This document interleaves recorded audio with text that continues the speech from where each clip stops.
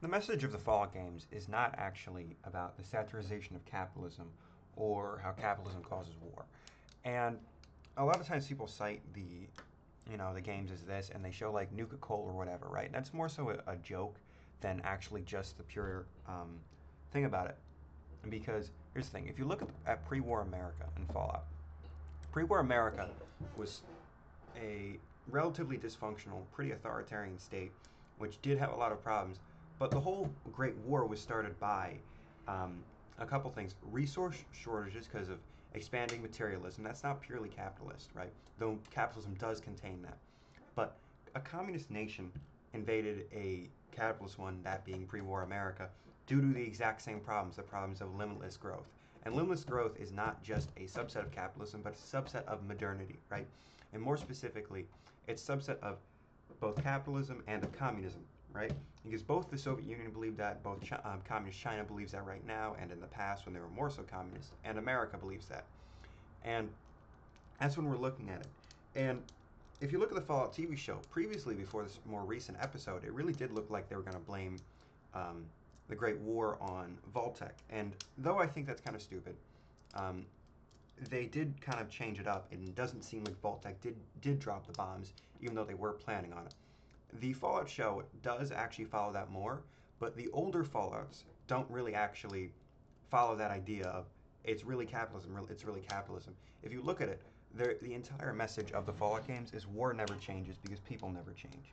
If you look at how they depict them, it's always war is destructive, and no matter who's doing it, whether it be the Communist Chinese, the NCR, the Legion, they all do it all causes death, destruction, and it's bad. But it's an eternal part of humanity, right?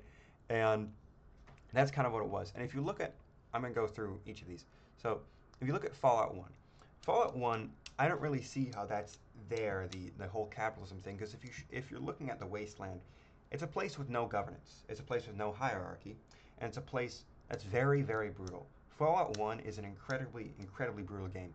You see this a lot because you have raiders murdering people, and that's in almost all the Fallout games, obviously. But it's much more grim and dark in the earlier Fallouts of Fallout 1 and 2. And if you look at it, you see the master trying to perfect humanity, right? He tries to perfect humanity through the super mutants, and it shows that no, that doesn't really work, right?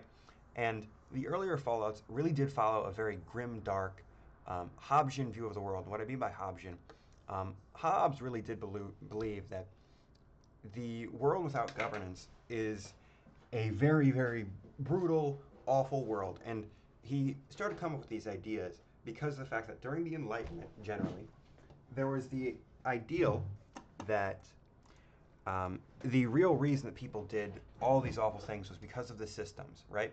And Hobbes came along and said, no, it's not because of the systems. It's because humanity is inherently bad, right? That's where we get the Hobbesian versus the Rousseauian view of the world and view of nature.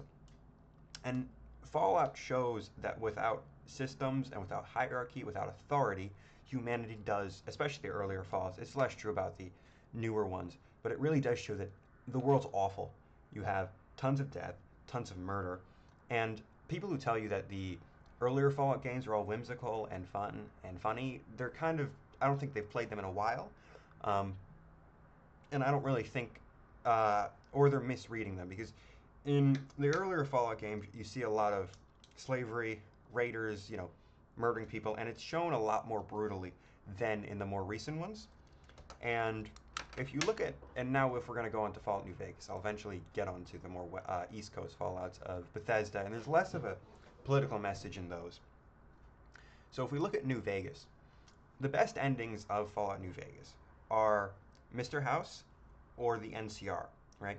And a lot of people actually say Independent Vegas is the best ending, but I don't think that's true because if you look at it, it's called No Gods, No Kings. That's a reference to anarchism.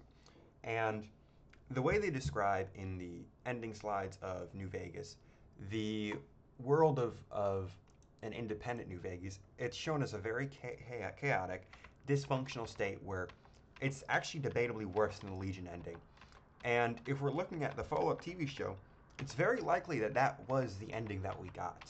And in the Fallout TV show, I think that's the worst ending. The Fallout TV show has the worst ending of Fallout New Vegas, because, as you can see, the Lucky 38 is occupied by Deathclaws. It wasn't the Mr. House ending, because he would never let that happen, and it wasn't the NCR ending, because they would have had a functional state kind of set up in Vegas, at least, because the Mojave, I think it is said in the ending that it becomes like the seventh state of the NCR, or the ninth. I think the NCR had like 6 states before it, um, and that's how it would have been. So we get the worst possible ending from that. And Mr. House is a corporate. He would be the normal like corporate awful bad guy in most games and most TV shows, but he's the only leader of a faction that you actually lose karma for killing. If you kill Caesar, you don't lose karma. If you kill Kimball, you don't lose karma. If you kill Oliver, you don't lose karma. You kill any of the leaders, you only lose karma with Mr. House. And they left that in there for a reason. And if you look at it, that doesn't really show a satirization of capitalism. The New Vegas kind of shows that, yeah, a lot of societies are dysfunctional, but they're better than, or they're dysfunctional or sometimes outright brutal, and sometimes very realist and very grim. But in the end, it's much, much better than without it. Because if you play all the games, you essentially, West Coast games specifically, you essentially see Fallout 1, a completely brutal wasteland. Fallout 2, still a very brutal wasteland. You're fighting the Enclave. And you see like slavery, drug dealing. Hell, I mean, I think in Fallout 1 or 2, if you have a low intelligence female character, one of the characters like commits a rape. It's pretty awful. And in New Vegas, then you see, if you're playing all these games, I guess just the West Coast ones, in order, in New Vegas you see Civilization, and it's actually the nicest of the West Coast games. It's the most whimsical. It's the most. You don't see as much brutality, but in it there is a lot of brutality. In with the fiends, you see chaos. With the great cons, you see chaos. But in the end, the worst one is the chaotic ending, which is in independent New Vegas. And if you look at Fallout 3 and Fallout 4, I don't really think they have a real political message. Um, because if you look at Fallout 3, it's a pretty fun game. It's got a good story. But overall, actually, well, I think that has a message similar to 2, because Fallout 1 and Fallout New Vegas, Fallout 1 I would say is more Hobbesian, whereas New Vegas is also in that way, but it's showing Civilization basically saying that you kind of got to take what you can get. And if you look at it, the NCR is written almost. It was written in the 2010s, where when the USA was involved in Iraq and Afghanistan, and Kimball was supposed to be a lot more like George Bush. He was supposed to be a guy with a lot of corporate influence who was the essential equivalent of a neocon. He's a NCR neocon, and the NCR is written kind of to be a bit like the 1800s USA and the USA in the Middle East. Both are fighting desert wars, haha. And if you look at it, the NCR, despite doing bad things, is still one of the better endings. The better endings you get are the NCR or House, and House is kind of slept on a lot. I do think he is actually the best ending to New Vegas, um, and I thought they were going to ruin the character in the TV show, but with episode 5 they kind of fixed him, even though he looked pretty goofy in that one. It was, you're a lunatic. I'm a lunatic. He got rage baited, but he gets rage baited in every single part of the series. But Fallout 3 has the same message as Fallout 2, which is but Fallout 2 is a bit more Hobbesian. It's a lot more like Fallout 1, partially because they're coming from the same grimdark, oh, there's no real functional society. I guess you kind of do have the NCR in Fallout 2. But in Fallout 3, you really see you're fighting against the Enclave, and there's more of a political message here. It's basically genocide's bad and ethnic cleansing's bad. It's kind of something that we already all know. You don't tell us that again. Fallout 4, I don't feel like there's a real political message in it, because there's no, like, the only thing you can get really, like, social or philosophical political stuff there is, like, I guess that like, the Institute isn't really put well. They're really contradictory. The only people with a vague, genuine, like, statement or ideology are the Brotherhood of Steel, and that's technophobia. But there's no real, I guess, dominant one there, I guess. But they are genocidal. I also feel like Bethesda kind of plays that wrong, because almost every single super mutant on the East Coast is like crazy evil and basically an orc. Whereas on the West Coast, you can actually play the Brotherhood as evil for that, but because like half the super mutants, like I guess with Jacobstown, you'll still find like good super mutants who aren't automatically just Green Raiders. Whereas in Fallout 4 and Fallout 3, all the super mutants are Green Raiders, but except for like one or two companions. And then in Fallout 4, the Brotherhood of Steel is just like they portray them as evil for killing them, but I don't know. It's kind of weird. Um, but either way, you can only really, I guess, find technophobia or we shouldn't advance further in Fallout 4, or we should be careful about advancement. That's the only thing I see there, because otherwise, no, it's not like New Vegas. They tried hard there, and I'll give them credit. Obviously, I'm playing Fallout 4 when I'm giving you this. I do like the building system, but they didn't really try to put forward a message or put forward a world there. The only complex faction is kind of the Brotherhood, and even then they're like, eh, they're pretty good, I guess. Um, Fallout 3 is kind of just like blatant good guys versus blatant um, evil Nazis, because that's what the Enclave is supposed to be. And if you're looking at it, I think in none of these do you really find pure, like the main focus is satirization of capitalism, because in the Fallout games you do see a lot of you don't really see much of like corporate exploitation. That's not really like a big focus of them, right? And yes, in the pre-war era there was like high levels of corporate influence, but within the pre-war era, you have to realize the war was started by the Chinese, and the world. It's kind of show that people can all of this, all your nice things, can go to hell in an instant, and that's kind of what the world of Fallout is about. It's that things can, go from really, really nice, really, really functional and democratic and amazing to awful things in a snap. And in the end, maybe you should accept the things that you can have and not try to.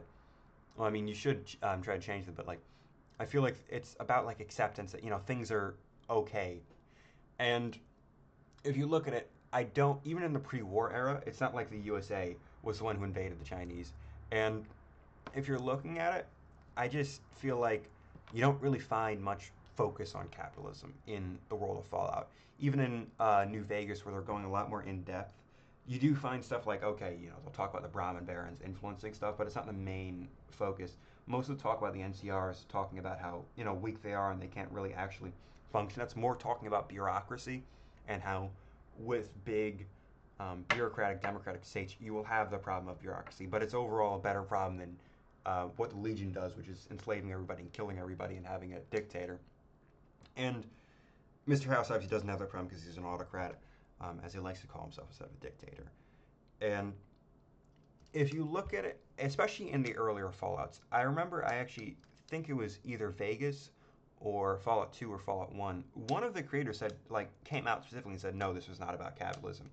And if you look at it, Vegas, more specifically, is you don't in Vegas and Fallout 2 you don't really find anything about it. And yeah, there is satirization. They call it Nuka Cola, but like that's like if you look at it, most series do that.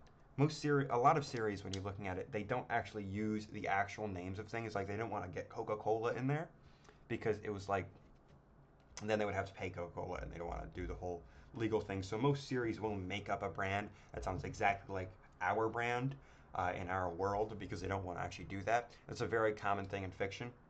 And that's the thing. And you don't really find actually developed capitalistic finance states in the Fallout games, partially because it's obviously an apocalypse. You can't really get that. They're not really the right place to cover that topic because the apocalypse is just you can't really have capitalism without a government. And I do think that the No Gods No Kings, independent New Vegas is the worst ending.